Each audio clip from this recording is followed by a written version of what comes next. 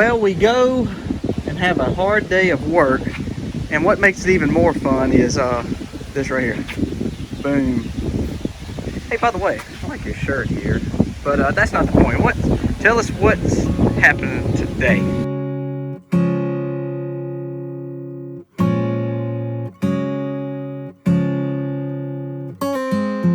I know the sign was given.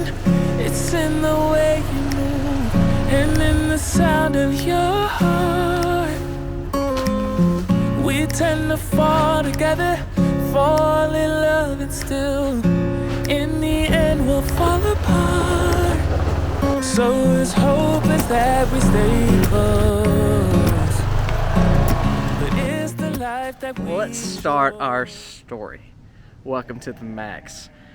We're glad you came by. We hope that you will subscribe and keep up with us because our farm is growing, and more than that, we're having fun as a family while we do it. So, as you saw in the intro, Miss Mac had a little incident. And it kind of starts with our cows. We'll go over it. Let's go ahead and move a set of cows and some sheep. You hear them, they're ready to move, and then we'll get into our story. We're gonna be a little crazy because actually what we're gonna do is we're changing our plan. So we said we were gonna take the cows out of the sheep pasture with the last move, just doing 2 moves instead of 3. Well, we've changed our mind. We still have a good bit of grass, and the sheep can rotate twice more and never hit the spot that I'm gonna be moving them to. So I'm gonna move the cows. Now here's the kicker. We're gonna have to put some of our feed in this trough right there, and then build the net around it by myself because Miss Mac and the kids are not here. So it's gonna be something I've got to run and do. I think I'll have enough feed there to keep it where I can build the 4 nets around them. They're ready to eat. So we're gonna move them to this fresh grass. First I want to stop there so I can rebuild this net around it real quick. I know you don't want to see me move that net all the way, so I'm gonna move you back just a little bit, put you on a quick time lapse. Let's get it built. It'll only take about 4 or 5 seconds for you.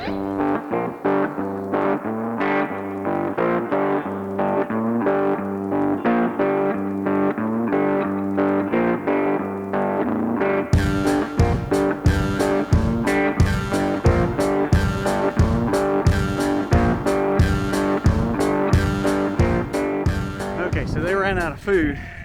I've got 3 nets up.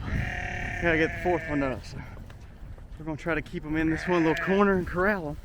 That way we can get it done. Cows moved, check. Now we've got to move the sheep. The sheep are gonna kind of go right behind the cows. This isn't rain, so I'm gonna try to get this done. It's amazing. I've got a storm cloud here and sun here, so it's burning slap up. And it's humid because we see this storm starting to blow in. So I'm gonna try to get the sheep moved real quick behind there, get all the chargers hooked back up, and hopefully get in before it starts flooding.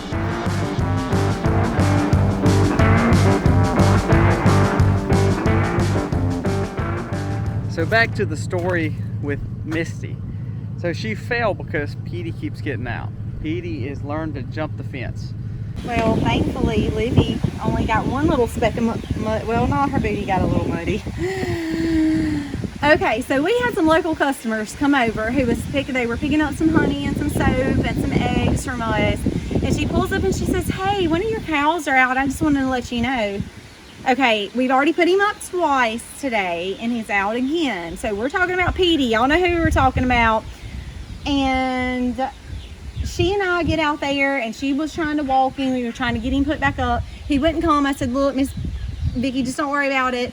You go ahead and go, and we'll call Colby. We're going to get him put up." Well, when Colby gets here, he starts running and acting crazy again. We're trying to get him in the fencing where he was with Allie. We sling the gate open. She comes charging out. So I take off in the ditch trying to get her back in, so we don't have all of the cows out, and I slip in the mud. I didn't have my camera. I wish I would have, even though I'm glad she and the baby are okay. But she got a little blood on her, a little mud on her. Did I really? Probably got some manure on her. Am I bleeding? I hit my elbow pretty hard, but Here, hold your elbow up. It's not that bad. It's busted open. It's not that bad. What was so funny is I was holding Livy, okay? I was holding Livy, so I had no way to break my fall. I was trying to protect her. Yeah, but the funny thing is, I went over just to check on them, and I was worried about them, and all of a sudden, she is like grinning from ear to ear. So at least we know she's okay. So then that made Misty feel a little bit better about her bruised booty and bruised. She's gonna have a bad elbow tonight. Slip and slide in the mud. I mean, welcome to farm living. Yeah. Well, as you know, we do not deal with crazy animals here at the Max. If you remember, the last animal who got out a lot was Donald. And now he is processing in our freezer. Same way with Petey. So we are now hooking up to the trailer, and we're gonna load Petey up, and we're gonna process him out, and we'll go over the numbers for him. But again, everything has a purpose, and we knew Petey, we wanted Petey to get bigger. I mean, he was a phenomenal little calf. He's growing off great. He weighs about 600 pounds now. We were hoping to get him about 1,000 pounds, or at least 800-900 pounds. But hey, we can't have stupid animals here. Stupid animals make other animals stupid. So we cannot have that. So we're supposed to load up the trailer, get it ready, and pretty much we're done for the night, and you'll see us in the morning. All right, guys, next morning. It is about 6-ish in the morning. I'm gonna move my vehicle out of the way. And because Petey is a little crazier, instead of putting him in the run, where I typically would load and unload cattle, I'm gonna actually put them in the chute by the dairy extension, like if we were doing work to them, because I think that I can control them a little bit better. I'm saying all this pre me doing it, so we'll see if that works. Try to do it by myself because it's early, but I may end up waking up Misty or Aiden. What I'm gonna do is try to get the truck in there first, then bring him over and see if I can get him into the corral. Once I get him in the corral, I think I can get him in the chute. Once I get him in the chute, I can, close him in with boards. See, I got the truck in. Didn't need anybody to help me do that. I've already milked this morning, so Allie may struggle coming over because she's already ate so much today. I'm gonna see if she'll walk over with Petey, and that will help. I may even walk Quarantino, the baby, walk everybody to make it be like it's just a casual moving of paddocks. But they don't ever move this early, so we'll see. Come on, guys, hip, hip, hip, hip, hip. Let's see if they'll come. Come on. Come on, guys. Come on. It's working. And I hate to take Petey so soon, guys, but he can't be jumping fences. That ain't how we roll. So I've got all of them in. They're just kind of eating food. Before I really start scaring them two out and getting him in the chute, I'm gonna back the truck up to right here like it's supposed to be. All right, there we go. All right, come on, Petey. Let's go.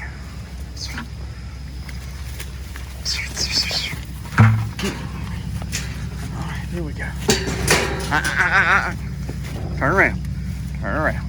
Turn around. All right, we got him in here now. Let's see if we can get him out of running me in to the thing. Come on, Petey. Wow. Whew. That happened so fast, I didn't even have the camera set up. So he was in here, put the board behind him. As soon as I popped this open to grab the camera, he just leaped into the trailer.